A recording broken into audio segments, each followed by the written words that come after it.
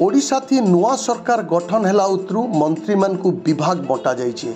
सेथि बलांगीर जिला पाटनागढ़ विधायक पाटना महाराजा उपमुख्यमंत्री कनक वर्धन सिंहदेव को मिलीचे खूब गुरुत्वपूर्ण विभाग।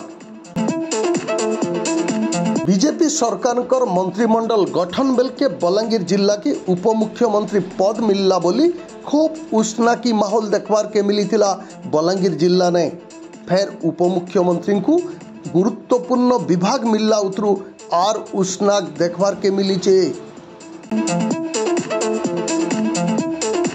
कनक वर्धन सिंहदेव को मिली चे कृषि और कृषक सशक्तिकरण विभाग और शक्ति विभाग। इतार द्वारा बलांगीर जिलार कपा चाषी संगे सबू चाषी भाई मानकर कपाल खुलीगला बोली लोक आलोचना करुचन। बलांगीर जिला ने खूब दिनु कृषि विश्वविद्यालय स्थापन लगी दाबी ही आसुथला।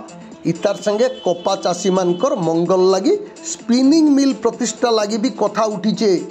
फिर गुर्दु दिनु बंद ही पड़िथिबार देवगांर विजयानंद चिनिकल के फिर कार्यक्षम करबार लगी दाबी ही आसुचे।